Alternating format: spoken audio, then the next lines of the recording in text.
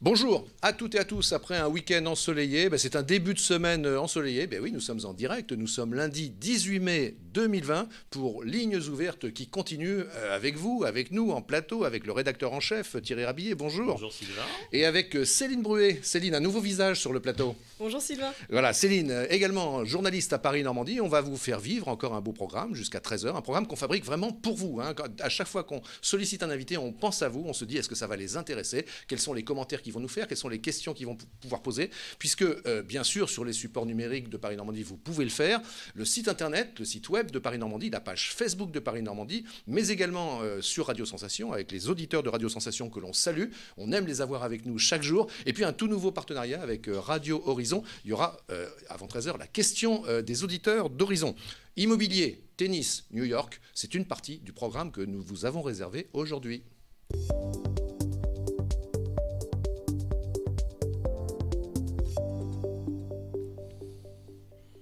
Claudine, Mathieu, on fait un petit coucou, mais il y en a beaucoup d'autres qui vont venir. Et puis, encore une fois, rappelez-vous, c'est interactif. Vous commentez et on restitue ce que vous nous dites sur le plateau. C'est un échange, c'est une émission qu'on fait ensemble. Ça s'appelle de la télévision sur le web interactive. Alors, Thierry, traditionnellement, le titre d'aujourd'hui, après les écoles, les petites classes qui sont déjà rentrées, ce sont aujourd'hui les collégiens qui rentrent. Ça se passe bien, ça se passe avec des questions. Je pense que celui qui sera le mieux placé pour nous en parler, si on l'a tout à l'heure en liaison directe, ça sera Thomas Dubois, un habitué de cette émission, puisque Thomas est parti ce matin dans l'Eure, à Passy-sur-Eure, au collège Georges Pompidou, où il a assisté logiquement à la rentrée des premières classes de 6e et 5e, avec le ministre de l'Éducation, Jean-Michel Blanquer, qui était dans l'Eure, qui était téléguidé par Sébastien Lecornu, l'ancien président du conseil départemental de l'Eure. Donc on imagine que Jean-Michel Blanquer a eu une visite très facile de cet établissement. Sébastien Lecornu lui a choisi sûrement un établissement assez facile à visiter, avec des problématiques sûrement qui ont été résolues facilement. Et on est à Passy-sur-Eure aussi sur la commune de Pascal Lehongre, qui n'est autre que le maire de la commune et qui est aussi le président du département de l'Eure. Donc vous voyez, je pense qu'aujourd'hui, c'était pour Jean-Michel Blanquer un déplacement très facile, rien à voir à d'autres déplacements qu'il a pu effectuer dans des zones un peu compliquées ou quand le ministre de la Santé visite un hôpital où les soignants sont sous tension. Donc là, je pense que la rentrée s'est très bien passée, à la fois pour le ministre de l'Éducation, pour les collégiens de Georges Pompidou et pour le Sébastien Lecornu. Mais on l'aura peut-être tout à l'heure. J'espère qu'on l'aura en direct. Thomas. Oui, Mathieu, pas Mathieu, Thomas.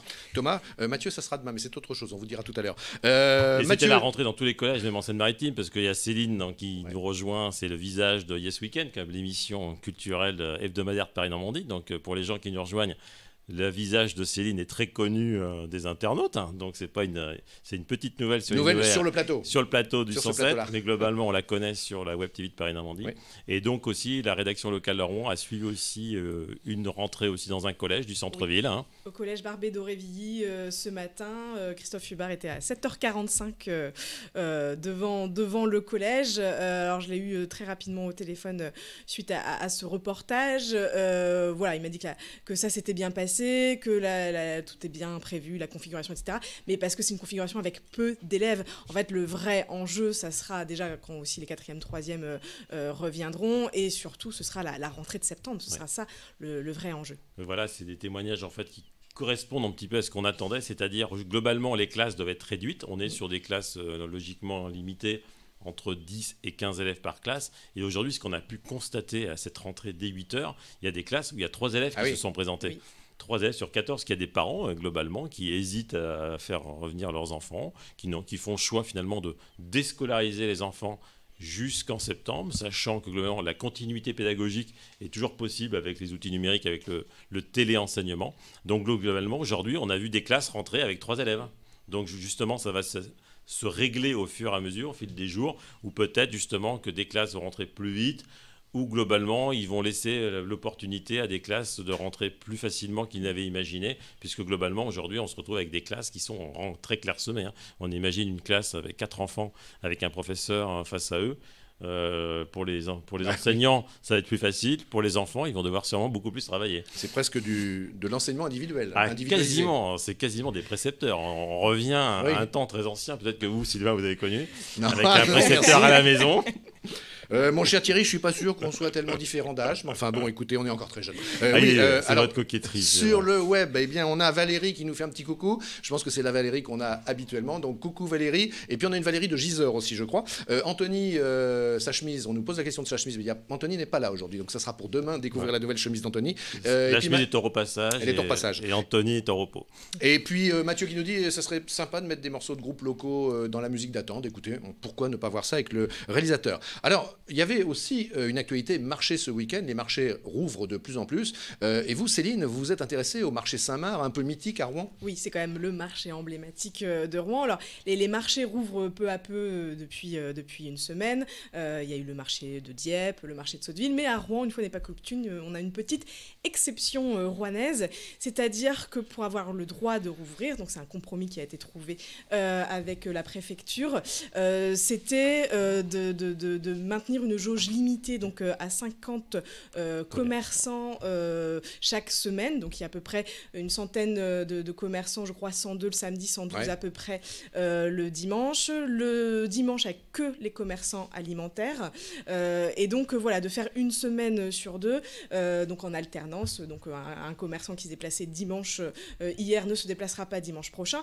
Bon, jusque-là, on se dit pourquoi pas. Sauf qu'en fait, au lieu de faire une liste avec tous les commerçants et d'essayer de panacher l'offre par métier, en fait. Par métier, voilà, le placier a annoncé aux commerçants qu'il a eu au téléphone qu'ils allaient fonctionner en allée, une allée sur deux. Donc un dimanche, c'était les allées qui sont tournées vers l'ouest et un dimanche, c'est les allées qui sont tournées vers l'est. Et le hasard, c'est vraiment le hasard, fait que tous les commerçants de viande, bouchers, charcutiers, volaillers, sont orientés dans le même sens. Donc hier, c'était un dimanche sans viande. Voilà, donc ceux qui aiment les légumes... petite précision, il y avait un vendeur de poulet rôti. Ah, il y avait un vendeur de poulet rôti, Il n'a que devant son stand, parce qu'il était le seul, oui, alors qu'habituellement, ils sont 3 à peu près à proposer ce produit-là. Donc voilà, vous avez pour les gens. Votre poulet, Thierry? J'en ai pas acheté, mais j'ai pu constater qu'il y avait une longue queue devant son commerce, puisque globalement, les autres rôtisseries n'étaient pas là. Effectivement, il fallait mieux être vegan, amateur de fruits et de légumes ce dimanche 17 mai, parce que globalement, il n'y avait que ce rôtisseur qui était présent sur place. Et donc la semaine prochaine, on va justement avoir moins de choix en fruits et légumes, logiquement. Et plus de choix. Oui, enfin, comme disait Céline, Thierry, c'est quand même un peu bizarre cette façon de faire. C'est-à-dire qu'on ne peut pas finalement composer un repas complet, quoi, si on n'a qu'une partie des aliments. Je crois que Céline a interrogé le responsable des marchés. Tout à fait. Alors, le vice-président du comité de défense des marchés, voilà, qui vraiment s'étonnait en se disant que bon, le côté une semaine sur deux, voilà, il n'y pouvait pas grand-chose. Voilà, c'est le compromis. C'est toujours mieux que rien. Au moins, ils ouvrent. Donc là-dessus, ils ne peuvent pas trop redire. Et vous avez l'élu aussi, Jean-Louis Gervais, qui vous a promis de réétudier, de réexaminer. Des évolutions peuvent avoir lieu. Voilà, je pense que quand ils ont fait ce système-là, ils n'ont pas vraiment regardé quels commerçants allaient être présents. Donc, je pense qu'il y aura des évolutions à venir dans les prochains dimanches. Voilà, dans quelques minutes, nous allons parler de ces clubs d'entreprises qui se regroupent, qui fonctionnent en association. Il y en a plusieurs en Normandie. On va accueillir Nathalie Day, qui est tout à l'heure, qui est la présidente du club de la Vatine, là sur les Hauts-de-Rouen, du côté de Mont-Saint-Aignan. Juste avant, pour illustrer ce que nous disions là avec Thierry et Céline, regardons les images de Martin Torrent, justement, de ce marché Saint-Marc à Rouen. C'était hier. Je suis un fidèle moi le dimanche matin et j'attendais vraiment avec impatience cette réouverture. Tout à fait.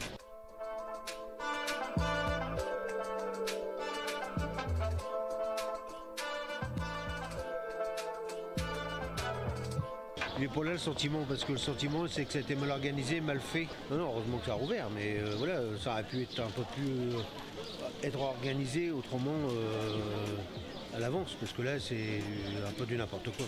Les gens font attention, on n'est pas. Non, pour moi c'est sérieux. C'est bien, il y a un affichage, tout le monde respecte. Il faut que ça continue comme ça.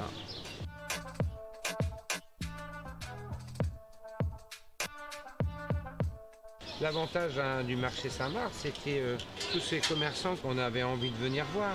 Là, il y en a la moitié qui est là, la moitié qui n'est pas là. C'est un marché qui est décousu. On va pas tout critiquer non plus. Hein, on est déconfinés, c'est parfait, c'est un grand bonheur. Voilà, c'est déjà une bonne chose. Il y a des choses qui sont mises en place. Notamment, les gens sont assez respectueux des distances. Hein. Et puis le paiement s'effectue à un endroit bien précis. Il y a des sécurités aux abords des étals pour éviter de s'approcher trop près. Hein. On ne touche pas les fruits et légumes, bien évidemment. Hein. Non, je pense que la sécurité, tout y est. Hein. Je trouve que c'est très correct, c'est bien organisé par la mairie, vraiment, il n'y a rien à dire. Il n'y a rien à rajouter là. Non, de ce côté-là, au niveau parfait. sécurité, il n'y a rien à rajouter. Non. Les gens doivent se prendre en charge, et être responsables, ça c'est certain. On va vers le positif, ça a été très dur. On a l'air de revivre, tout à fait. On était obligés jusqu'à présent d'acheter notre nourriture, notamment les fruits et légumes, dans des grandes surfaces qui n'est pas bonne, qui n'a pas de goût. Hein, alors qu'on retrouve nos maraîchers sur les marchés, nos marchands de fruits et légumes. Et ça a un tout autre goût. On revit. La qualité des produits, elle a toujours été là. Hein. Je pense que on a la chance d'être en Normandie puis d'avoir des produits très très frais. Et puis ça fait marcher la machine économique des agriculteurs, des commerçants, enfin de tout le monde. Hein. Donc c'est un bon point positif. On est bien content. Bon, il y a du monde, les gens ont l'air de bien respecter les règles. Beaucoup de gens portent des masques. On attend les restaurants par contre maintenant, Ouais, le plus tôt possible, et les bars surtout. Les bars. Et surtout les bars.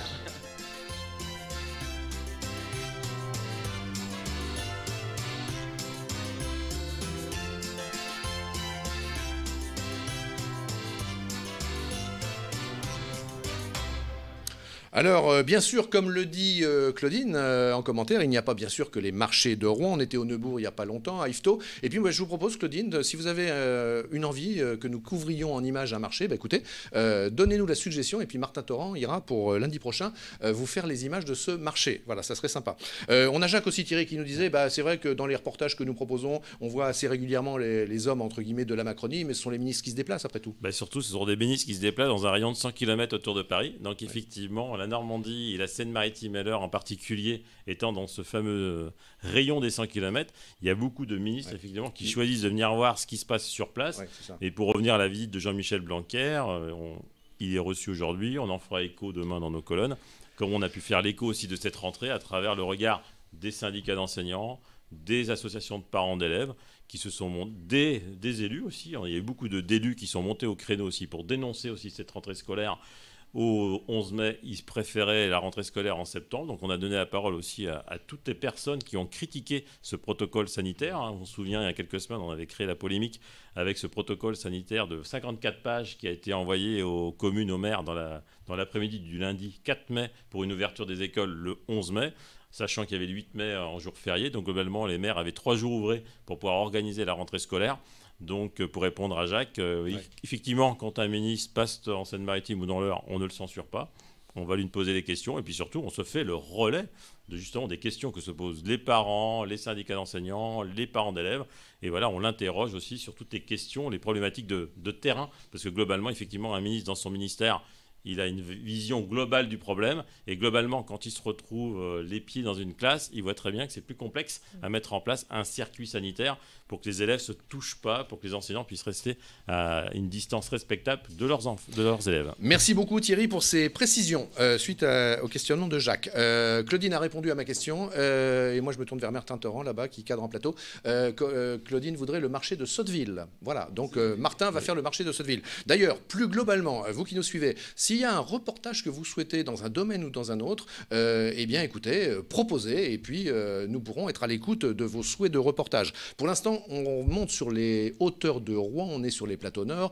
À Mont-Saint-Aignan, il y a le club de la Vatine, à peu près 300 entreprises, à peu près 6000 emplois. Et ce club, il a une présidente, elle s'appelle Nathalie Deshaies. Elle est avec nous tout de suite. Bonjour Nathalie Deshaies.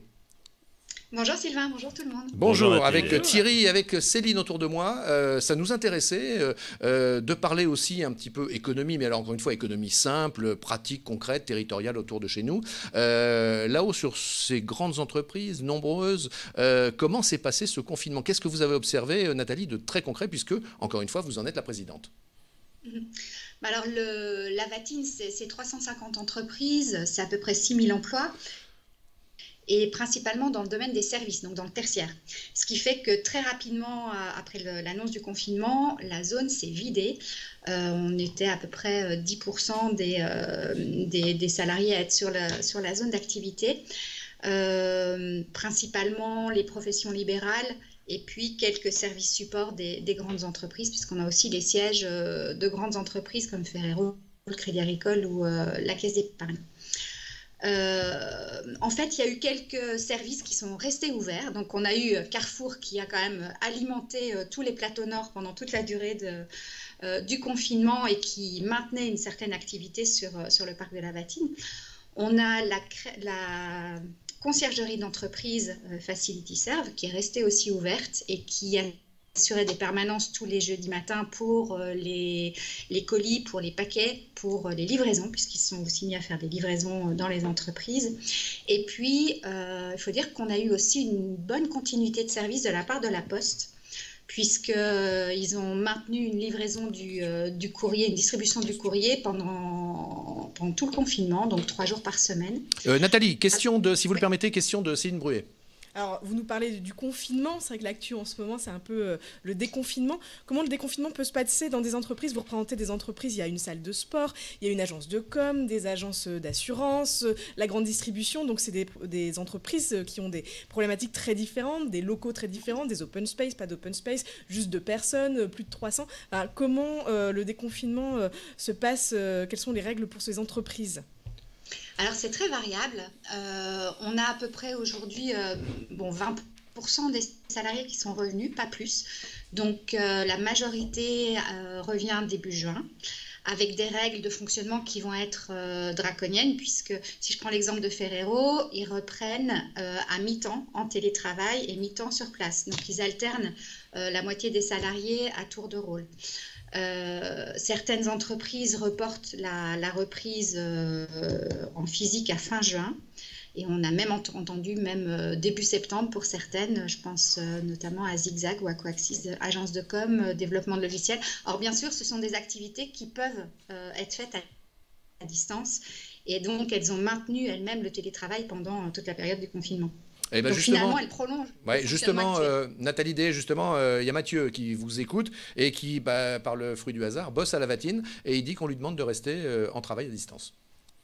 D'accord, et Mathieu, il travaille où? On ne sait pas, on ne nous l'a pas dit, mais on va peut-être lui conserver son anonymat. J'ai une petite question pour Nathalie. Est-ce que vous savez, Nathalie, en tant que présidente du club, est-ce qu'il y a eu des échanges de bonnes pratiques entre vos adhérents, notamment pour la mise en place des guides pour organiser le retour des salariés, sur des bons plans aussi à partager pour acheter des séparations en plexiglas? Est-ce que vous avez eu vent justement de liaison entre les différents chefs d'entreprise de cette zone-là? Notamment, on peut penser Antoine le Crédit Agricole, Caisse d'épargne, AG2R. Il y a quand même des grosses structures et qui ont aussi des fonctions support au national qui peuvent les aider sûrement à bien organiser le retour des salariés au travail. Alors, on en a eu vent, mais on l'a aussi organisé entre nous. Donc, c'est ça qui est aussi intéressant. On a notamment un adhérent du club qui est le comptoir colonial qui a transformé en fait une de ses lignes de production pour produire du gel hydroalcoolique. Ce qui fait que les clubs d'entreprise des plateaux nord, que ce soit la Ronce ou la Vatine, ont été ses premiers clients. Et à un moment où il y avait encore une pénurie pour s'approvisionner en gel et en solutions, on a Helio Service qui a mis en place une gamme complète de produits Covid. Donc, ils ont une gamme Covid dans leur catalogue aujourd'hui. Donc, des visières, je crois. Des visières, des protections plexiglas, du marquage au sol.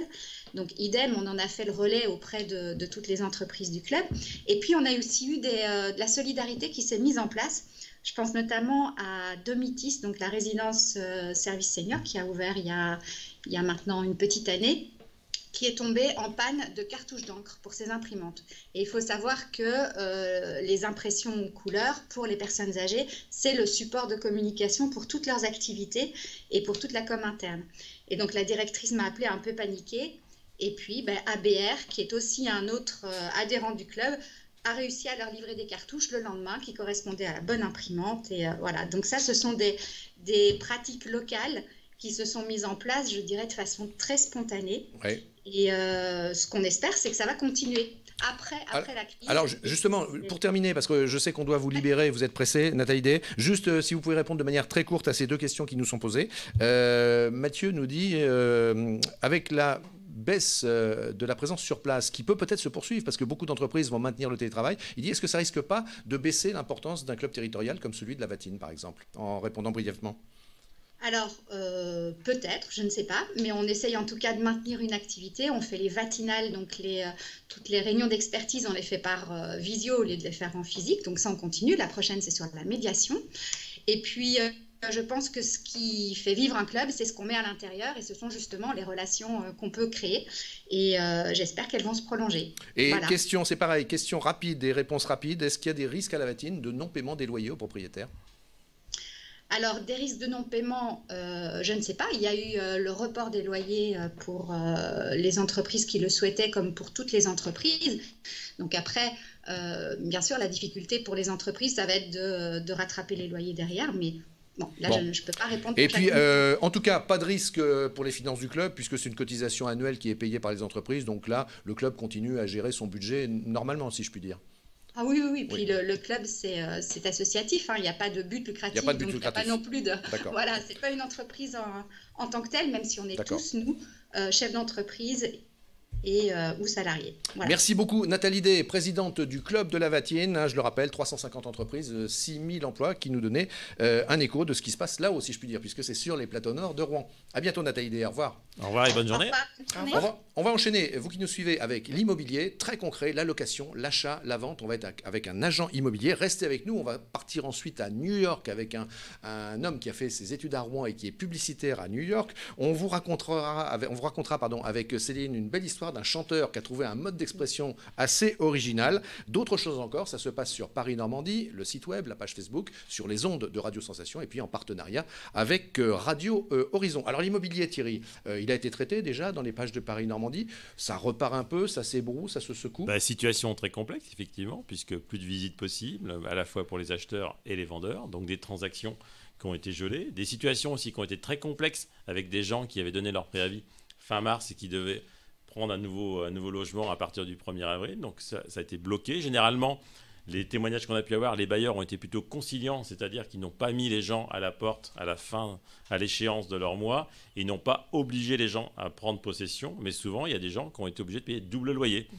Ils n'ont pas été chassés de leur appartement, par exemple, mais ils ont dû continuer à payer le loyer et commencer à payer le nouveau. Donc on s'est retrouvé sur des situations un petit peu à la fois cocasses, mais surtout périlleuses sur le plan financier, car lorsque vous avez double loyer à payer pendant un mois, voire 2 mois, sans certitude en plus de savoir si vous allez avoir un avoir ou un beau geste commercial à la fois du propriétaire ou de l'agence immobilière.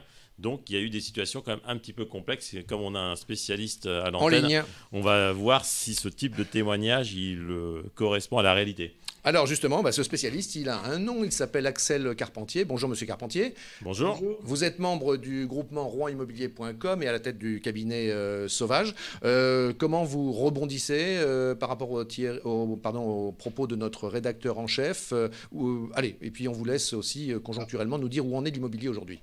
Alors, pour répondre à la question sur les locataires, on avait bien sûr des locataires qui étaient engagés sur un nouveau bail, mais non rentrés dans les lieux.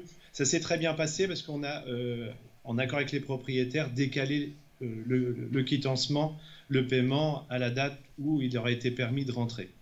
Et je dirais même, nous, on a fait quelques locations en vidéo pendant cette période. Donc, ça s'est fait en douceur et en bonne compréhension de part et d'autre. On n'a pas eu de situation de blocage, ou tout du moins, dans le lieu, on a réussi à les supprimer. Alors, où vous en êtes très concrètement au plan économique? En même temps, je dis bonjour à Brigitte qui nous rejoint. Est-ce que vous avez énormément, beaucoup ou moyennement souffert, vous les agents immobiliers, et comment se passe la reprise? Alors, sur la partie transaction, achat-vente, c'était un arrêt total, donc évidemment avec les conséquences financières que nous aurons, sachant que nous, notre rémunération, elle est faite quelques mois, une fois qu'on a convenu d'un compromis ou d'un accord avec un vendeur, enfin un vendeur-acheteur. Ce qu'on peut dire à l'instant, on est à une semaine où nos cabinets sont réouverts à l'accueil au public, les visites sont reprises. On sort un intérêt constant et important, assez intense. Alors, est-ce que le fait que les personnes restant à regarder un peu les yeux dans les yeux leur logement pendant toute cette période où ils se sont retrouvés chez eux, on pense qu'il y a eu quelques prises en compte de défauts et que derrière... Alors justement, on a une question de Céline. Oui, parce que je pense qu'il y a eu une vraie différence entre les gens qui ont été confinés dans un 12 mètres carrés et les gens qui avaient une maison avec jardin. Je sais que dans certaines villes, il y a eu une hausse tout à coup des demandes d'achat de maisons avec jardin. Est-ce que vous avez constaté ça? Alors, en une semaine, on ne peut pas constater l'achat, mais on constate l'intérêt sur nos sites de recherche. On est à plus 12% sur les maisons. Ah oui, d'accord. C'est une certitude. Ça matérialise quand même une tendance.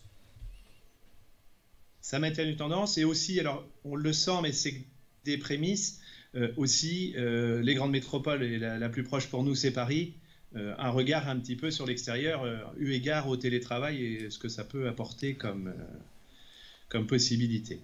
Alors, également, tout ça va se croiser avec un resserrage un petit peu de boulon des banques qui aujourd'hui sont très stricts sur leur attribution, mais ça c'était déjà engagé, et puis une petite hausse des prix. Donc je pense que sur les prix, on va avoir une stabilité.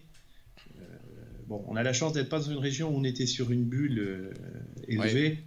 D'être assez attractif sur ce point-là. Alors justement, Axel Carpentier, juste avant de donner la parole à Thierry Rabillet, qui la réclame et il va l'avoir, on a, vous savez, un partenariat avec Radio Horizon. On a la question chaque jour, à partir d'aujourd'hui, la question des auditeurs de Radio Horizon. Et la question est la suivante. Finalement, elle s'intègre bien dans les propos que vous teniez. L'auditeur constate que le prix de l'immobilier, depuis un moment, n'était pas spécialement à la hausse. Et il vous demande si la crise sanitaire, Covid, ne va pas justement provoquer l'inverse. C'est-à-dire si on ne va pas s'engager dans une tendance haussière, en quelque sorte. Je pense qu'elle va être modérée. Alors, il y a un autre point qu'on n'a pas évoqué, c'est les investisseurs aussi de biens immobiliers pour mettre en location. Ils sont toujours bien présents, ils sont toujours en recherche. La pierre, c'est le refuge. Donc, je pense que ça va être soutenu. Une hausse, j'y crois pas trop. Je pense que là, on va temporiser. Thierry Rabillet. Voilà, j'interroge le spécialiste du marché d'immobilier de l'agglomération rouennaise. Est-ce qu'il y a des villes qui peuvent tirer leur épingle du jeu demain, justement, par rapport à cette demande qui peut être plus forte demain de maisons individuelles avec un espace jardin, un espace vert autour de la maison? Est-ce qu'il y a des villes qui sont bien situées et qui vont demain être un petit peu les villes qui auront le vent en poupe, où les gens auront envie de s'installer? On a des lieux qui sont déjà très intenses sur ces sujets-là. C'est le Plateau Est, c'est Bonsecours, Ménil-Lénard, Franqueville. Bon, ça, c'est déjà institué, ça ne fera que renforcer. On a quand même la pénétration dans Rouen, Grand-Quevilly, qui peut faire. Il y a des zones sur Petit-Quevilly, peuvent tirer leurs épingles du jeu. Après, tout le Plateau Nord, c'est déjà très intense. Donc, on est déjà, je dirais, en tension dans cette recherche. Et est-ce qu'il y a des programmes immobiliers que vous attendez avec impatience? Qu'il y a des programmes immobiliers forcément qui ont dû être un petit peu gelés. On attend aussi est-ce que le chantier notamment de l'éco-quartier Flaubert va pouvoir reprendre un jour? Est-ce que ce sont ce genre de programmes qui, pour vous, professionnels de l'immobilier, sont importants dans les mois à venir? Je ne le pense pas dans la proximité. Je ne pense pas. Axel Carpentier, question des internautes qui nous suivent. Est-ce que, c'est pareil, on fait question courte, réponse courte. Avez-vous eu recours au chômage partiel? On l'a été, bien sûr, sur tous les acteurs de transactions. Après, sur notre activité d'administration de biens, on a préservé en activité tout ce qu'on pouvait, la comptabilité pour les copropriétés, tout ce genre de choses. C'est pareil, toujours question courte, réponse courte, avant de passer la parole à Céline. Jean-François, qui vous suit, qui vous écoute, lui, il croit constater que l'immobilier neuf repart, que la demande repart à la hausse en neuf. Vous confirmez ? Je n'ai pas forcément beaucoup d'éléments, mais déjà sur les investisseurs, c'est une certitude. D'accord, vous le disiez tout à l'heure. Anthony nous fait coucou, puis maintenant Céline. Je m'interroge sur comment se passent les visites. Est-ce que vous demandez aux clients de venir avec un masque, de toucher à rien dans la maison? Enfin, comment se passe une visite d'une maison ou d'un appartement en ce moment? Aujourd'hui, bien sûr, l'obligation du masque. Et si la personne ne l'a pas, on lui fournit sur place. Idéalement des gants, mais aussi des surchaussures. Et puis une adaptation selon la personne qui reçoit, enfin l'occupant du logement, visite à une seule personne. on s'adapte un petit peu. Et est-ce qu'on peut imaginer, Axel Carpentier, qu'en matière de visite virtuelle, qui peut avoir tout son sens en période de crise sanitaire, et que ça privilégie l'utilisation de la vidéo, par exemple, dans votre métier? Je sais que l'expérience que l'on a faite sur cette période-là, en louant une quinzaine de logements, quand même, c'est pas un par accident, donc ça a été répété. On va continuer à le proposer sur l'été pour d'autres raisons. Les parents, un logement étudiant à distance, on lui montrera tout. S'il veut voir ce qui se passe sous l'évier, on lui montrera ce qui se passe sous l'évier. Donc il y aura une proximité, une visibilité de tous les points en transparence. Merci beaucoup Axel Carpentier.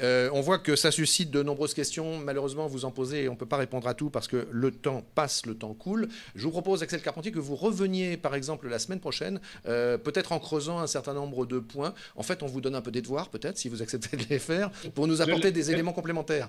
Oui, on aura une plus grande vue sur ce qui s'est passé. D'accord, ok. Par exemple, on vous reprogramme mercredi prochain, et puis avec des éléments complémentaires que vous nous apportez, et de nouvelles réponses que vous pourrez donner à nos internautes qui suivent le programme, d'accord?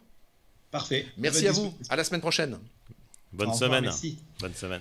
Thierry, qu'est-ce qu'on a dans le journal d'aujourd'hui, dont je rappelle que le titre était autour des collégiens, bien sûr, c'est l'actualité d'aujourd'hui. On aura peut-être Thomas Dubois tout à l'heure. On n'a pas que ça. On a des choses très pratiques. Par exemple, on a des conseils très pratiques pour prendre contact avec les services publics, parce que globalement, ils ont tous été fermés pendant cette période de confinement. Donc, Pôle emploi rouvre ses agences à partir d'aujourd'hui. Donc, pour toutes vos démarches administratives, on vous donne un petit peu les bons numéros, les bons sites internet, ce qu'il faut faire pour avoir notamment le compte Amélie. Il a été aussi diversifié, le compte Amélie. On peut faire plein de choses avec son compte Amélie pour récupérer des indemnités journalières si vous avez dû faire du télétravail. On a un petit reportage aussi un petit peu respiratoire, on va dire, à Étretat, pour voir qu'est-ce qui s'est passé dimanche à Étretat. Donc globalement, ça allait à Étretat. Ça s'est bien passé. Et il y a eu très peu en fait de visiteurs parisiens. Les gens s'attendaient à une vague de franciliens qui viendraient sur la plage d'Étretat, ça n'a pas été le cas. On a aussi un excellent reportage aussi dans les clubs sportifs fait par une journaliste, Élise Kergal, qui a été allée voir aussi à la fois les salles de sport, les salles en fitness, donc là qui pour l'instant ne peuvent pas rouvrir parce que c'est très complexe en fait, de partager en fait le rameur, le vélo, tout ça. C'est très difficile parce que globalement entre chaque utilisation, il faudrait le désinfecter. Donc pour l'instant, c'est des pertes sèches pour ces gens-là. Et ensuite, on aura tout à l'heure un responsable d'un club de tennis de Mont-Saint-Aignan ou de Bois-Guillaume. David Barbier. Dans le journal, on parle du club de Mont-Saint-Aignan. Justement, les cotisations ont été encaissées sur la saison 2019-2020. Donc, il y a beaucoup de prestations qui n'ont pas pu être assurées, notamment les cours individuels qui n'ont pas été donnés. Donc, il n'y a pas de remboursement qui, a priori, n'est prévu pour les parents qui n'ont pas pu mettre leurs enfants. Donc, après, il y a des formules qui sont proposées avec un allègement, justement, d'une cotisation à la rentrée de septembre, de la décaler ou de la majorer, de la minorer, afin de pas qu'il n'y ait pas de double peine pour les parents qui ont des enfants qui suivent des cours individuels. Eh bien, dans quelques instants, nous partirons à New York en direct à la rencontre de Marc-Antoine Jarry. Il va nous parler de sa vie privée à New York. Il va nous parler aussi de sa vie professionnelle. Mais pour l'instant, on va se rafraîchir un petit peu la tête, si je puis dire. On va parler de musique avec un artiste qui est originaire de Rouen. Et puis, je laisse Céline faire le lancement. Oui, parce que je ne sais pas vous, Sylvain, mais moi, l'une des choses qui me manque le plus en ce moment, c'est d'aller au concert. C'est d'aller au cinéma et d'aller au concert. Alors, on a vu beaucoup d'artistes qui ont développé des lives depuis chez eux. Je pense au live de M, on a tous vu qui était trop mignon, ou celui de Trio au milieu de Bercy vide. Il y a eu Lady Gaga qui a organisé un show de plus de 7 heures avec Paul McCartney, toutes les... Donc il y a eu vraiment beaucoup d'initiatives, mais alors celle-là, elle est un petit peu particulière. Donc c'était à l'Apollo Théâtre. Donc on va voir Antoine Elie qui va nous en parler. Eh bien, il est avec nous. Bonjour Antoine. Il y était. Bonjour Antoine. Bonjour Antoine.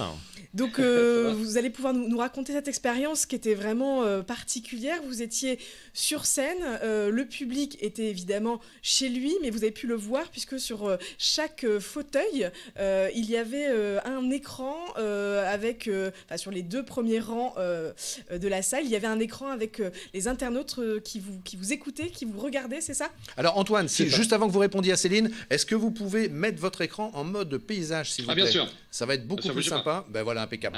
Et pendant ce temps-là, notre régie plateau télé performante va trouver les images du théâtre parce qu'elles sont étonnantes, comme disait Céline, avec ces internautes devant en virtuel, ces internautes derrière. Racontez-nous, faites-nous vivre là de manière concrète ce que vous avez fait, ce que vous avez ressenti.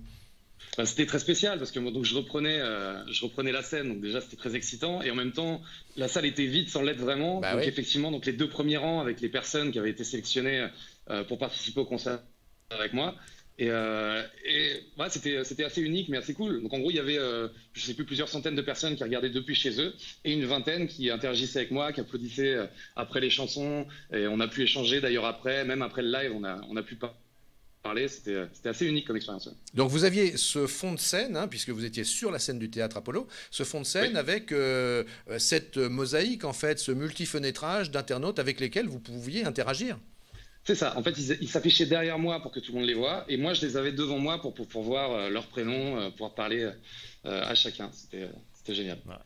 Et pour ceux qui ne connaissent pas Antoinelli, pour finir la présentation, quand même, Antoinelli a fait la première partie de la dernière tournée française de Sting. Ah oui, quand même. Voilà, quand même. Antoine est modeste, mais il ne le dit pas, mais globalement, il a eu quand même cette actualité ces derniers mois. Donc racontez-nous peut-être aussi cette expérience quand même. On sort un petit peu de la période de confinement, on revient sur une période un petit peu antérieure, mais je pense que pour vous, ça a été un moment fort de votre carrière. Ah, c'était fou. C'était fou. Sting, c'est un monstre, c'est un monstre sacré. C'est une légende, c'est ça. Et j'étais très effrayé, moi, de le croiser, de lui parler. Et en fait, c'est quelqu'un de très simple, qui est impressionnant pour son âge. Il chante encore mieux que quand il était jeune, je trouve. Et le public était impressionnant et en même temps très, très sympa avec moi. Ça s'est très bien passé. Donc c'était unique comme expérience. Donc justement, il y a un décalage entre passer d'une première partie avec Sting, avec des salles combles, avec une ambiance de folie, et une salle vide, avec des tablettes numériques, avec des gens qui sont virtuellement devant vous. Ouais, c'est sûr, c'est sûr. Faut réinventer, de toute façon, va falloir réinventer. Donc Céline a hâte de reprendre la salle des concerts, parce que c'est notre spécialiste culturel à Paris-Normandie. Est-ce que vous avez hâte aussi, comme d'autres artistes? On a eu Philippe Torreton il y a quelques jours aussi en ligne avec nous, qui nous a accordé une belle interview. Et pour lui, il nous dit, voilà, un match de foot sans spectateurs dans les tribunes, ça n'a pas lieu d'être. Et un spectacle vivant sans spectateurs, c'est aussi, il n'y a pas de raison d'être. Donc lui, il appelle les pouvoirs publics à rapidement proposer une reprise des spectacles en septembre. Est-ce que c'est une urgence aussi pour vous? Faut prendre en compte, moi, ça me dépasse un petit peu, tout ce qui est de l'ordre de la santé. Je suis pas un spécialiste. Faut prendre en compte aussi les impératifs. Mais c'est pour ça que l'idée de l'Apollo Théâtre, j'ai trouvé assez géniale. C'est d'essayer de réinventer en attendant de pouvoir revivre normalement. Mais effectivement que ça manque, effectivement, faut vivement. Céline? Et est-ce que vous avez profité de cette période de confinement pour créer, pour écrire, pour composer? Bien sûr. Alors après, c'est assez rigolo sur l'écriture, ce que ça fait, parce que tout le monde est en pause. Donc du coup, au niveau de l'observation, je sais pas, il y a quelque chose d'assez spécial. Je pense que nourri de tout ça, je vais écrire des choses différentes à partir d'aujourd'hui. En tout cas, il y a déjà des choses qui sortent. Ouais. Antoinelli, est-ce que vous avez envie de partir à New York avec nous? Je pense à... Allez. Ça vous fait envie? Allez. Un jour, on ira ensemble à New York. Non, mais je pense évidemment à Téléphone. En tout cas, malheureusement, c'est pas Téléphone qu'on va retrouver à New York. C'est un Rouennais qui a fait ses études à Rouen, en tout cas, et puis qui est établi là-bas comme publicitaire. Et puis, si ça vous intéresse, vous pouvez continuer à suivre cet échange. En vous remerciant beaucoup, Antoine, d'avoir passé ce moment d'échange très sympa. Et puis, bravo encore avec ce show au Théâtre Apollo à Paris, que tous ceux qui nous suivent peuvent retrouver, bien sûr, sur le web. Merci beaucoup, merci. Merci, au revoir. Merci, au revoir, à bientôt.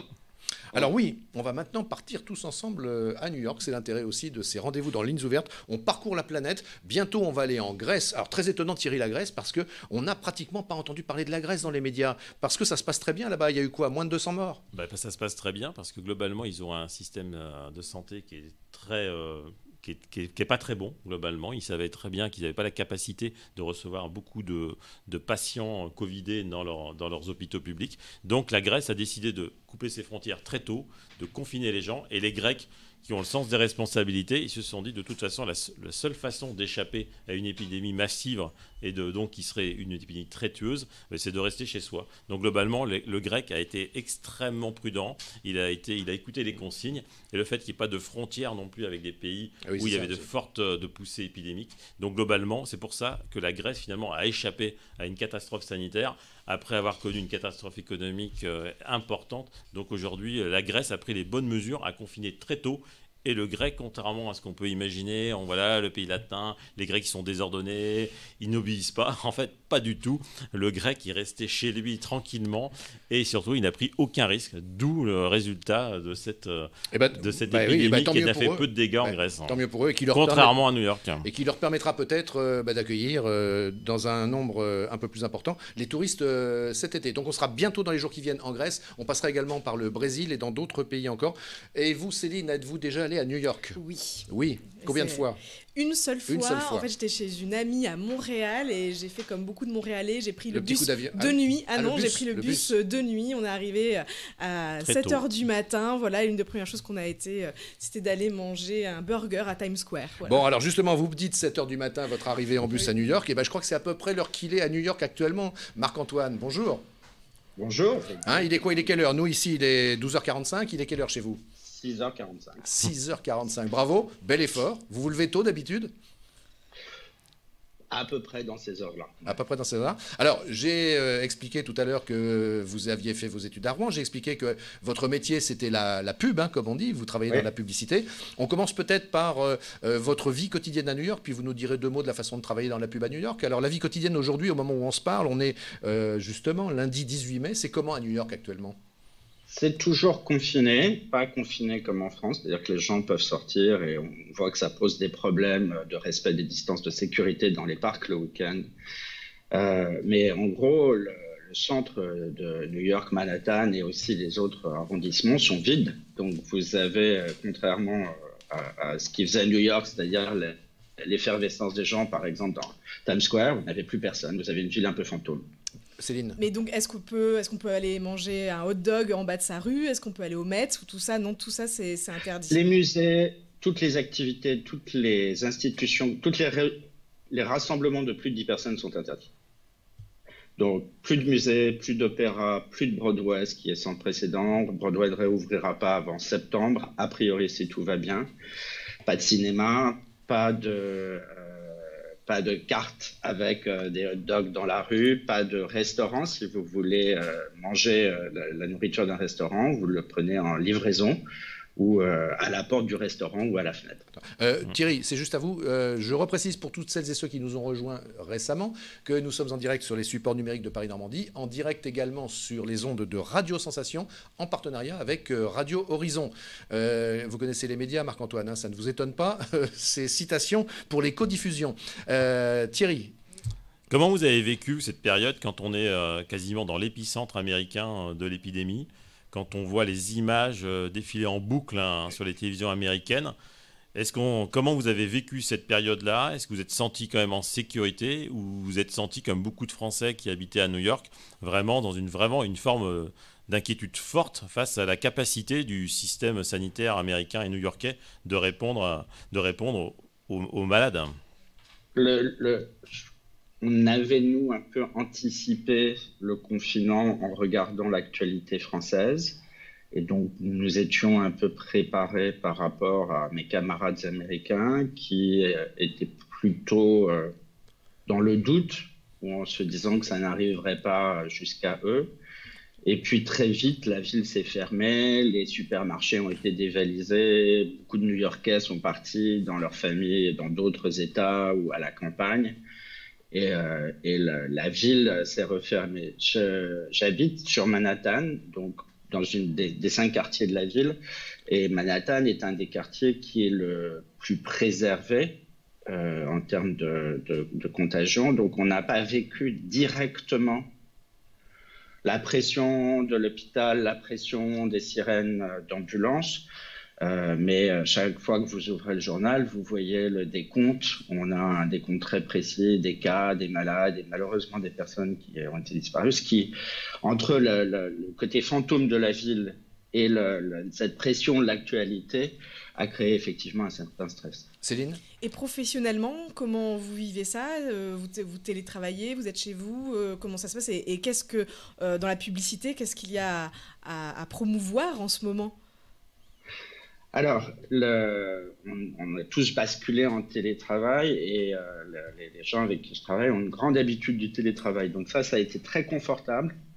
parce qu'on a pu très très vite se mettre dans les routines de conversation. Les gens vous diront que c'est très bien pour administrer. Quand on est en mode de créativité, c'est plus difficile puisqu'on est moins ensemble. En tout cas, c'est plus difficile.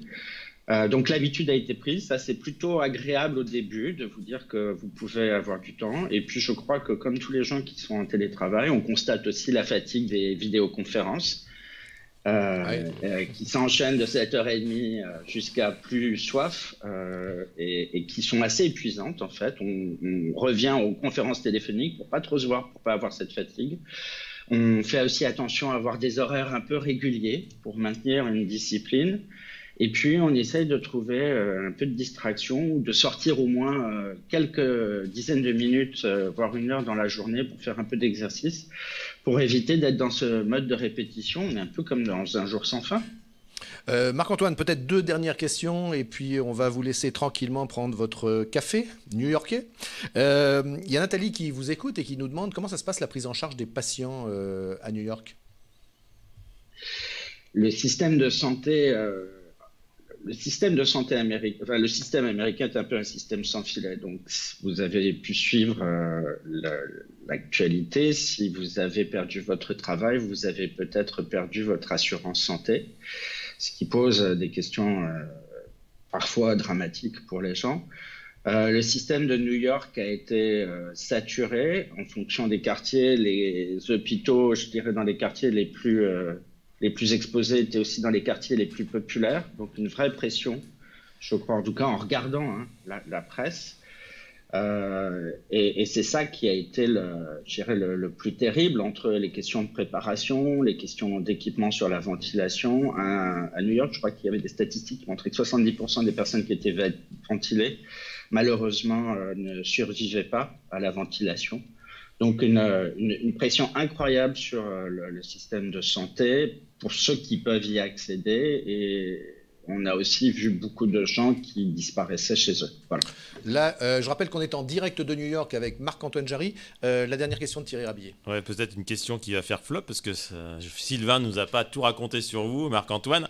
Est-ce que vous êtes dans une situation familiale avec des enfants? Est-ce qu'en France, la problématique du télétravail, ça a été pour les parents qui avaient aussi les enfants à la maison pour assurer la continuité pédagogique? Comment ça s'est passé? Est-ce que vous pouvez nous raconter un petit peu comment ça se passe à New York avec les enfants qui ne sont pas à l'école? Comment on peut assurer à la fois le travail professionnel, la poursuite des cours pour les enfants et cette vie différente pour les familles? Alors, je n'ai pas d'enfants, mais beaucoup de mes collègues en ont, et on les a vus avec grand plaisir dans les téléconférences et les visioconférences qu'on a pu avoir. Je crois que ça pose les mêmes difficultés que pour tout le monde. C'est-à-dire comment gérer le travail familial, l'éducation des enfants et en même temps le travail au quotidien. Et on a beaucoup donné de flexibilité. On savait que certains de nos collaborateurs, on ne les appellerait pas avant 10h ou midi parce que leur matinée était consacrée à leur travail familial, et c'est comme ça que nous on a géré cette situation. Allez, Thierry Rabillet, la petite dernière, actuellement en France, on parle beaucoup du second tour des élections municipales. Est-ce qu'aux États-Unis, à New York, on a en tête la future élection présidentielle de la fin de l'année, ou c'est plus du tout un sujet d'actualité? Depuis l'élection du président Trump, chaque jour, chaque minute des médias est consacrée à la présidentielle et au président. Donc même malheureusement, la pandémie est le sujet d'intenses débats politiques et contribue aux différentes campagnes électorales. Donc c'est assez intense, c'est pas très très agréable en fait. Merci beaucoup, Marc-Antoine Jarry. Il y a toute une journée de travail. Merci à vous. Toute une journée de travail qui va commencer. Merci pour de vous. vous être levé aussitôt pour nous, pour parler Normandie. Merci beaucoup. Et à bientôt peut-être. Au revoir. À bientôt. Au revoir. Je voudrais remercier Marie-Lise Trochu, qui est notre chargée de production Relations internationales, ici pour l'émission Lignes ouvertes. Et c'est grâce à elle qu'on a tous ces contacts internationaux. Merci à elle. Pour l'instant, on va aller à Passy-sur-Eure. Vous voyez, on passe de New York à Passy-sur-Eure. Donc voilà. On retrouve Thomas. On retrouve Thomas Dubois qui est en ligne depuis Passy-sur-Eure et la connexion va certainement s'établir dans quelques brefs instants. Ça vous a redonné envie d'aller à New York, hein, j'imagine, Céline? Oui, complètement, mais quand tout aura rouvert. Parce que... On ne sait pas quand, on sait pas quand. Parce que si on peut aller en Italie le 3 juillet prochain, c'est mal parti pour l'instant pour les États-Unis. A priori, c'est pas prévu avant Il n'y a rien de prévu. Et puis aller à New York sans aller au Met, sans aller voir la Statue de la Liberté, sans aller manger un hot dog. Voilà, ça perd un peu de son charme ça quand même. Ça serait peut-être grisant pour un artiste comme Daniel Autouard qui a fait beaucoup de toiles sur New York. Peut-être que ce serait intéressant de lui demander si lui, il aurait envie d'aller peindre New York, de s'installer en plein cœur de Manhattan, dans un Manhattan vide. Peut-être que ça l'inspirerait de voir Manhattan différemment. Mais globalement, effectivement, pour un visiteur qui n'a jamais vu New York, aller voir New York sans la frénésie new-yorkaise, il n'y a pas beaucoup d'intérêt. Alors justement, vous vous posez de très nombreuses questions sur vos prochaines vacances. Eh bien, soyez au rendez-vous de Lignes Ouvertes en direct demain à partir de midi. Nous serons avec Bertrand. Bertrand, il est responsable de plusieurs agences de voyage et on pourra dialoguer avec vous et répondre à toutes les questions que vous vous posez pour des vacances. Ça reste encore assez incertain, on le sait bien. Pour l'instant, nous allons à Passy-sur-Eure puisque la liaison est établie. Bonjour Thomas Dubois. Il est là, Thomas. Bonjour, il est là, il est au soleil, il est beau. Bonjour tout le monde. Alors, qu'est-ce que vous faites à Passy-sur-Eure? Je suis au collège Georges Pompidou. Derrière moi, vous voyez, il y a quelques élèves qui sont en récré. Ce matin, il est parti il y a une petite dizaine de minutes. Il y avait le ministre de l'Éducation, Jean-Michel Blanquer, qui était accompagné du ministre en charge des collectivités territoriales, Sébastien Lecornu. Il est venu un peu en mission, on va dire communication, pour rassurer, pour dire qu'aujourd'hui, il est important que les collèges rouvrent. Et c'est le cas, manifestement, en tout cas, en Seine-Maritime et dans l'Eure ce matin. C'est la question qu'on se posait tout à l'heure quand on a démarré l'émission avec Sylvain et Céline. Est-ce que vous avez eu beaucoup de collégiens au collège Georges Pompidou ou au contraire, c'est une rentrée clairsemée avec des classes qui sont vraiment avec très peu d'élèves? Clairement, oui. Il y a 73 élèves ce matin sur les 250 qu'accueille le lycée Georges Pompidou. Ce sont essentiellement, c'est même uniquement des 6e et des 5e. On l'a vu tout à l'heure, c'est des classes qui sont à même pas 10, c'est des classes très clairsemées comme vous dites, et du coup voilà, c'est vraiment une rentrée très progressive. La suite pour l'instant elle n'est pas encore vraiment décidée très clairement pour les autres niveaux, mais pour l'instant oui, on a un nombre très faible d'élèves, et je reviens juste sur la Seine-Maritime et l'Eure. Sébastien Lecornu, c'est lui qui l'a dit tout à l'heure, hein, la Seine-Maritime et l'Eure, les deux départements ont rouvert le collège. Il a glissé un petit clin d'œil à Hervé Morin. Comme vous savez, Thierry Hervé Morin, il a décidé de ne pas rouvrir les lycées avant cet été. Et Sébastien Lecornu lui a dit que si les départements pouvaient rouvrir les collèges en Seine-Maritime et dans l'Eure, a priori, la Normandie est capable de le faire aussi. Voilà. Le message. Un petit message en vue de la prochaine campagne des régionales, peut-être, où Sébastien Lecornu jouera peut-être un rôle. En revanche, grâce à vos images, ce qu'on aperçoit en regardant bien le second plan, on s'aperçoit quand même que la distanciation sociale, c'est pas facile à mettre en place dans la cour de récréation, parce que pendant que vous discutiez, Thomas, on a pu voir les élèves se rapprocher, se discuter à moins d'1 mètre les uns des autres. Donc on imagine toute la complexité de mettre en place ces règles tout au long d'une journée dans un collège. Hein. De toute façon, oui, c'est très dur. Bon, vous aurez remarqué quand même qu'ils ont tous leur masque, donc là-dessus, ils sont plutôt sérieux. Les 1 mètre, ça y est, ça se met un petit peu en place. Là, je vous voyais en direct. Ça se met en place. Vous êtes pas mal dans le rôle du conseiller d'éducation. Dans le rôle du conseiller d'éducation du collège Georges Pompidou, Thomas, je pense que vous allez être adopté. Ouais, je trouve Thomas, il a un petit look de conseiller d'éducation. Oui, la vie scolaire. Ouais. Merci beaucoup, Thomas. Je sais pas comment je dois le prendre. Merci beaucoup. Et puis on se retrouve bientôt en plateau. Vous revenez avec nous. Ouais, ça marche, promis. À bientôt. À demain, Thomas. Merci beaucoup. Ce soleil, ça peut-être nous faire penser à un événement qui est traditionnel, qui est toujours très attendu, notamment par tous ceux qui aiment le tennis. Je veux parler bien sûr de Roland-Garros. Malheureusement, pour l'instant, pas de Roland-Garros. En revanche, il nous a paru intéressant d'aller questionner un président de club de tennis, David Barbier, qui est le président de l'USCB Tennis. Pour l'instant, jusqu'à présent, dans Lignes Ouvertes, on n'a pas parlé de tennis, Thierry. Le tennis, c'est une pratique qui peut de nouveau démarrer, donc avec des contraintes aussi particulières. Globalement, il faut que chaque joueur marque sa balle. Donc globalement, si on joue ensemble, Sylvain, Il y a sur une balle, il y a les S, sur la balle de Thierry, il y a le T, et on a le droit de toucher que ces balles.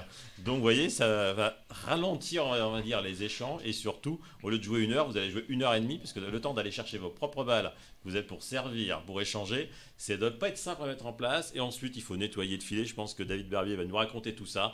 J'ai vu des images avec des copains qui jouent au tennis, ils ont leur petit cheat à la fin du tennis. Ils vont mettre sur la bande du filet un petit coup de cheat, ils sont avec la petite éponge, ils essuient tout ça, le banc où ils s'assoient, où ils posent des affaires. Donc globalement, c'est très compliqué aussi. On a le droit de jouer au tennis, mais uniquement en simple, pas en double. Et globalement, il faut respecter beaucoup de petits gestes barrières qui paraissent anecdotiques comme ça, qui prêtent à sourire. Mais quand on est sur un court de tennis avec aller chercher ses balles, ses propres balles, et de ne pas toucher celles de son adversaire, c'est quand même assez compliqué, hein. Alors, je ne sais plus si on a le président de l'USCB Tennis ou si on a Radio Horizon. On a Radio Horizon. Bonjour, qui est avec nous chez Radio Horizon? Bonjour, c'est Julien. Julien. Alors, Julien, donc présentateur-animateur de Radio Horizon. Bonjour, Julien. On a plaisir à avoir ce partenariat avec ces deux radios, hein, Radio Sensation et Radio Horizon, qui sont des radios complémentaires. Quelles sont les préoccupations de vos auditeurs actuellement? Qu'est-ce que vous sentez remonter, Julien? Eh bien justement, ce matin, on a eu une question de Christine Duclerc qui se pose des questions par rapport à l'immobilier. L'immobilier qui est au plus bas depuis quelques années, en tout cas c'est ce qu'on entend. Alors on a répondu tout à l'heure quand on avait notre spécialiste immobilier, Julien. Donc vous avez déjà répondu à Christine. Oui, mais parce qu'il faut dire à tous ceux qui nous suivent que Julien était en direct à l'antenne chez Radio Horizon, donc vous n'avez pas été en connexion avec nous. Effectivement. Mais encore une fois, c'est intéressant de savoir que c'est tout de suite l'immobilier qui est remonté quand vous avez questionné vos auditeurs. Oui, effectivement, c'est la première question qui est venue quand on a demandé à nos auditeurs de proposer des questions. C'est l'immobilier qui est venu, c'est ce qui les inquiète le plus, surtout pour ceux qui avaient des projets juste avant cette crise du Covid-19. Ils se demandent à l'heure actuelle ce qui va se passer suite à la crise. Question Pour répondre, pour compléter, effectivement, les gens qui sont propriétaires d'une maison avec un jardin, avec du terrain, je pense qu'ils n'auront aucune problématique pour pouvoir revendre leurs biens s'ils ont des projets pour quitter la région ou pour investir dans une autre ville ou pour agrandir quelque chose de plus grand. Globalement, c'est plutôt les gens qui sont en appartement, et je pense effectivement les appartements sans terrasse, sans balcon, ce seront sûrement des biens qui seront moins prisés demain par des éventuels acheteurs, hein. Voilà, merci beaucoup Julien. On vous retrouve demain dans notre direct Lignes Ouvertes avec une nouvelle question de vos auditeurs. Et puis on vous remercie de ce nouveau partenariat avec Lignes Ouvertes et PNTV. À demain, Julien. Merci à vous pour l'accueil. À demain. Et puis, il est temps de dire au revoir à tous nos amis qui nous écoutent sur les ondes de Radio Sensation, puisque nous coupons très précisément à 13h04 en leur disant que demain, ils peuvent préparer leurs questions, s'ils en ont, et aller sur Facebook Paris Normandie, agence de voyage, industrie aéronautique, et puis on sera avec Europe 1 également, puisque Mathieu Béliard du 6-9 sera avec nous. Au revoir. Et qui est confiné, Mathieu Béliard, dans l'heure. Voilà, nous avons décroché d'avec Radio Sensation et nous poursuivons sur les supports numériques de Paris Normandie. Donc allez, on va maintenant bien parler de tennis. Et on a David Barbier en ligne avec nous. Bonjour David. Bonjour. Bonjour. Alors David Barbier, ça ne se verrait pas si on ne vous voyait que l'image, mais je le précise, vous êtes et vous êtes dans le clubhouse. Vous êtes dans le clubhouse, on voit les couples là-haut. Exactement. Et il y en a beaucoup, hein. Alors, David Barbier, il fut un temps où l'USCB Tennis que vous présidez était le premier club de Normandie. C'est toujours pas mal. Vous êtes sur le podium le podium des 3 places, hein, puisque vous êtes 3e club par le nombre d'adhérents. Vous en avez à peu près 700. Est-ce que c'est morose? Est-ce qu'on a un peu la gueule de bois dans le tennis en ce moment? Un petit peu quand même, hein. C'est pas évident de faire fonctionner un club comme le nôtre avec ce Covid et d'avoir fait face à des difficultés. Surtout qu'aujourd'hui, c'était normalement le premier jour des internationaux de France de Roland-Garros avec le début des qualifs. Et comme vous le savez, ils sont reportés. Donc oui, on a un petit peu la gueule de bois, comme vous dites. Céline ? Alors Thierry a commencé à nous expliquer, si demain on veut aller faire un match, comment ça peut se passer. Concrètement, la pratique de tennis, elle est possible, mais dans quelles conditions? Est-ce que c'est forcément simple? Est-ce qu'on peut faire un double? Comment on peut demain faire un tennis? Alors, nous, on a réouvert vendredi dernier. Effectivement, c'est limité uniquement aux jeux libres, donc aucune compétition. Vous pouvez jouer en simple uniquement, en extérieur uniquement. avec des règles de sécurité à respecter. Chacun amène ses 4 balles. Vous ne pouvez pas jouer avec les balles de l'adversaire, donc vous pouvez les mettre un petit signe distinctif sur vos propres balles. Nous, on a tout organisé. On a même créé une petite commission Covid avec un responsable Covid. Et puis, comme on a quelques médecins parmi nos adhérents, on a fait un tour des cours.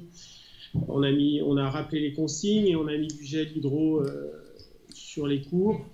Parce que comme on a des cours en terre battue, il faut aussi passer la traîne, il faut passer le balai.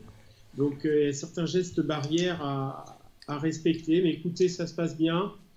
Les adhérents étaient super contents de retrouver 2 cours uniquement. Beaucoup d'attentes, beaucoup de réservations. Donc, vous gérez les autres terres battues rapidement. Donc, j'imagine que vous devez gérer actuellement la frustration des gens qui sont privés de jeux depuis plusieurs semaines et qui veulent tous réserver un cours pour pouvoir taper la balle. C'est exactement ça. Surtout que cette période de Covid, une information peut en cacher une autre le lendemain. Donc, il a fallu gérer avec des informations que nous n'avions pas vraiment. Par contre, on peut saluer le travail de la Fédération française de tennis qui a vraiment bien bossé avant la réouverture en faisant travail des experts en amont, voir toutes les possibilités. Et puis on espère des bruits qui courent, pouvoir peut-être reprendre quelques cours collectifs début juin, mais rien n'est certain encore à l'heure où je parle. Est-ce que vous craignez une rentrée un petit peu compliquée au niveau des adhésions, notamment auprès des jeunes joueurs qui globalement reprennent les cours comme l'école? Est-ce que vous craignez justement une chute des adhésions? Puisque généralement un jeune, il faut le motiver. Généralement, la première année ou deuxième année de cours est importante pour le garder globalement plusieurs saisons chez vous. Le fait que globalement la saison a été amputée de la moitié des cours, est-ce que vous craignez justement une chute des adhésions des jeunes que vous n'allez pas revoir à la rentrée? Alors, on espère que non. Par contre, on travaille beaucoup sur la rentrée. Il faut savoir que l'USCV Tennis, c'est 430 jeunes sur 700 adhérents. Un club qui était un peu en perte de vitesse, mais qu'on a un petit peu reboosté, remonté. Donc c'est un petit peu notre force, c'est le nombre de jeunes en cours. Aujourd'hui, de toute manière, on a déjà prévu des remboursements, des avoirs sur la prochaine saison. On va essayer aussi de revoir l'agenda de la prochaine saison en commençant plus tôt, en finissant plus tard. On espère, si ça se confirme, pouvoir reprendre les cours dès le début juin. On va mettre aussi en place un système d'avoir, proposer des cours sous forme de stage en juillet, c'est-à-dire qu'on laisserait le club et les salariés en travail jusqu'à fin juillet, avec des stages en formule jeune dans la journée et en adulte le soir, pour essayer de récupérer. Aujourd'hui, c'est 12 semaines de cours en moins, avec aussi l'épisode Lubrizol, qu'on a dû gérer aussi, puisqu'on a été touché par ça. Donc, c'est pas simple, mais on va tout faire pour que nos adhérents ne soient pas perdants. Eh ben c'est très bien ça, David Bardier, et je vous le dis, c'est salué par des gens qui nous regardent actuellement. Donc voilà, juste avant de passer la traditionnelle dernière question à Thierry, on nous pose aussi la question de savoir si vous, en tant que président et puis grand amateur de tennis, vous préférez un Roland-Garros à huis clos ou pas de Roland-Garros du tout, parce que finalement ça pourrait gâcher le plaisir. Moi je pense que Roland-Garros c'est avec le public. C'est mon avis personnel. Thierry ? On a parlé beaucoup de jeux, mais il y a aussi le volet économique et vous êtes aussi un employeur. Donc j'imagine que beaucoup de vos entraîneurs ont dû être mis en chômage partiel. C'est aussi une complication supplémentaire quand on est bénévole, quand on est président d'une association, de devoir gérer ce volet économique, parce qu'il y a des gens qui vivent en fait des cours de tennis aujourd'hui en France. Et ouais, c'est pas simple. On a dû fermer les cours pour protéger les salariés, pour protéger les adhérents. Nous, c'est 11 salariés, c'est un budget de 400 000 €. C'est une petite PME, il ne faut pas se cacher. Donc, effectivement, on a mis les salariés en chômage partiel. On avait la possibilité de faire reprendre les cours individuels là, mais on a préféré maintenir en chômage partiel pour pouvoir donner l'accès aux cours aux adhérents pour qu'ils reprennent du plaisir à jouer, à faire du sport. On a aussi obtenu un prêt PGE. Le prêt garanti par l'État. Ouais, et puis, la mairie nous a toujours soutenus et on a obtenu les subventions. Donc, et puis, le chômage partiel va nous permettre de faire les avoirs dont je vous parlais tout à l'heure. Hein, voilà. Ouais, c'est important ce que dit David Barrier, d'ailleurs, dans ce qui est le reflet aussi du reportage fait par Élise Kergal aujourd'hui, c'est qu'il y a beaucoup de communes, même si les communes, elles aussi, elles sont en souffrance, parce qu'il y a de plus en plus de dépenses et très peu de recettes. Mais globalement, les communes ont joué le jeu justement de soutien à leurs associations culturelles ou sportives, ou justement en faisant des avances de subventions pour la prochaine rentrée. Donc c'est important, on voit très bien que ce lien entre la ville, la commune et ses associations est très important et capital pour le maintien finalement d'un tissu de solidarité dans une commune. C'est très important. Et donc les villes ont joué le jeu globalement quand elles ont pu. Merci David Barbier d'avoir participé à cet échange. Et puis on était heureux aussi de donner la parole à un président de club, tant il faut savoir que présider un club et la vie associative, c'est tout un engagement. Hein. Il faut s'y donner corps et âme, parce que sinon, si le président n'y va pas, ça ne marche pas. On est d'accord ? Tout à fait, merci à vous. Merci à vous. Merci à vous. Voilà. Et puis Thierry, puisqu'on était sur des questions économiques et puis que c'était l'objet de vos dernières questions. Vous voulez nous dire que Sébastien Coll arrive ?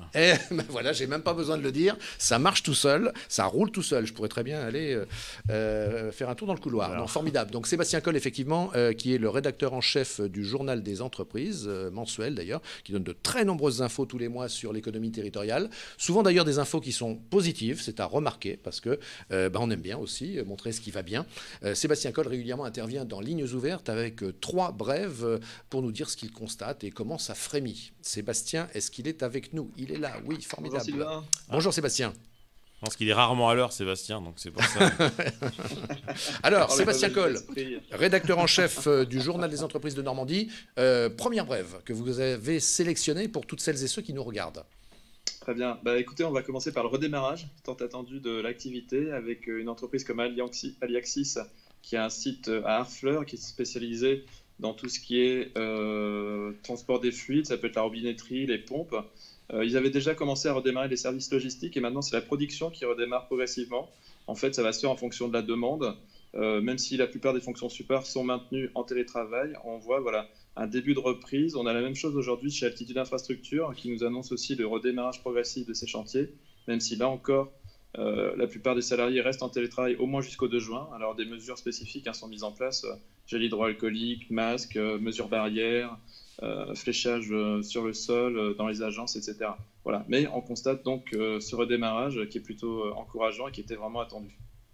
Ça me fait penser d'ailleurs, Sébastien, il y a un sujet qu'on devrait traiter ici dans Lignes ouvertes, c'est le sujet des huissiers de justice, parce qu'il se pose quand même un certain nombre de questions juridiques entre les salariés et les employeurs, et les branches professionnelles aussi. Est-ce que tout le monde fait bien ce qu'il faut pour que ça se passe en sécurité pour tout le monde ? Et il y a des entreprises, par exemple, qui font appel, ou des syndicats d'ailleurs, de salariés, qui font appel à des huissiers pour justement, entre guillemets, graver dans le marbre des infos dont on pourrait avoir besoin, si le moment venu, il y a besoin de s'expliquer. A priori, moi, ce que je sais des entreprises dont j'ai remonté l'information, c'est que tout le monde essaye de faire au mieux avec les outils, les conseils donnés par l'État, avec les mesures barrières, avec aussi des notices pour expliquer aux salariés le mieux possible comment mettre en place les gestes barrières.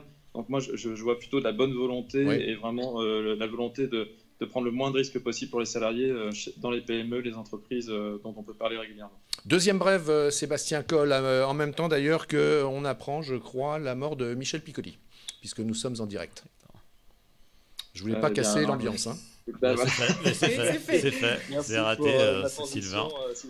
Donc maintenant, Sébastien Coll, il faut assurer pour la deuxième brève. Voilà. Non, mais en plus, c'est une brève qui est plutôt une bonne nouvelle, puisque c'est aussi là de l'activité qui continue, des startups en fait, qui cherchent à travailler ensemble. On en a une à Rouen qui s'appelle iNeed, qui est spécialisée dans tout ce qui concerne la vue, et qui s'associe à une entreprise de l'Eure qui s'appelle Luno Technologies, qui, elle, est spécialisée dans les appareils de mesure optique et de diagnostic, et tous les deux cherchent ensemble à trouver un moyen, via un logiciel, d'améliorer le parcours de soins, santé visuelle, d'optimiser les flux. Voilà. Oui. Donc ils s'y sont associés, vous voyez que l'activité reprend, continue, et notamment sur l'innovation. iNeed, on les a eus d'ailleurs dans l'émission Lignes ouvertes, hein, c'est très concret, hein, c'est aussi le sujet qui consiste à développer la téléconsultation et de rendre plus fluide les relations avec les ophtalmos, ce qui est pas mal d'ailleurs.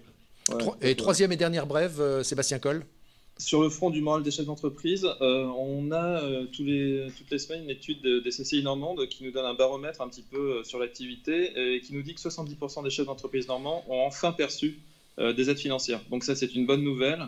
Et le baromètre, juste une petite info complémentaire, nous dit aussi que le moral des dirigeants est plutôt en hausse, même s'il reste prudent quant à la reprise. Donc vous voyez, on a quand même une dynamique qui se profile et qui est plutôt encourageante. Très bien, merci Sébastien. On vous retrouve la semaine prochaine. Ouais, et je tenais à souligner la super coiffure de Thierry. Vraiment, on voit que gros plan sur Thierry Rabillet. Alors, j'allais rendre compliment pour les internautes qui s'inquiètent de la chevelure de Sébastien. C'est sa chevelure naturelle à Sébastien. On a le gros plan sur la superbe Donc, pour chevelure. Sébastien, c'est sa chevelure classique, normale. C'est pas une chevelure du confiné. C'est un peu plus souple chez vous, Sébastien. Oui, voilà, c'est très souple en ce moment. Ouais. Merci beaucoup, l'homme de l'économie du Journal des entreprises qui nous fait des petits coucous réguliers avec ses brèves. À la semaine prochaine, Sébastien. Merci. À bientôt. À bientôt, Sébastien. Voilà, c'est fini. Céline, cette première incursion sur le plateau de Lignes Ouvertes. Ah bah comme toutes les premières fois, je m'en souviendrai. Vous reviendrez ? Avec plaisir. Avec plaisir, très bien. Et puis nous, on va vous dire au revoir en vous disant, Thierry, que demain, vous pouvez préparer vos questions puisque on sera avec un responsable d'agence de voyage, donc tout sur les vacances. Profitez-en, préparez vos questions. Préparez vos questions aussi pour l'industrie aéronautique. Alors on sera dans l'actualité parce que Bruno Le Maire a annoncé ce matin qu'il y aura un plan spécial pour l'industrie aéronautique française qui serait dévoilé le 1er juillet. Donc globalement, si vous avez des questions sur ce sujet-là, si vous êtes employeur, si vous êtes salarié de ces industries en Normandie, n'hésitez pas à poser des questions. On essaiera de les décrypter suite aux annonces du jour de Bruno Le Maire. Et puis demain, alors encore une fois, entre autres sujets, je ne cite pas tous les sujets, mais entre autres sujets, nous serons avec Mathieu Béliard. C'est l'anchorman, comme on dit en Angleterre ou aux États-Unis. Bref, c'est celui qui porte la tranche d'information 6-9, 6h-9h sur Europe 1 tous les matins. Mathieu Béliard a développé avec toute son équipe le concept de radio ouverte depuis le début du confinement. Et bien, il va nous faire un retour sur l'expérience qu'il a acquise. Il a d'ailleurs fait son émission d'Europe 1 depuis son garage pendant pas mal de jours. Voilà, Mathieu Béliard sera avec nous d'Europe 1 demain et on vous souhaite à toutes et à tous une très bonne journée. Au revoir Thierry, au revoir Céline. Au revoir Sylvain, au revoir Céline.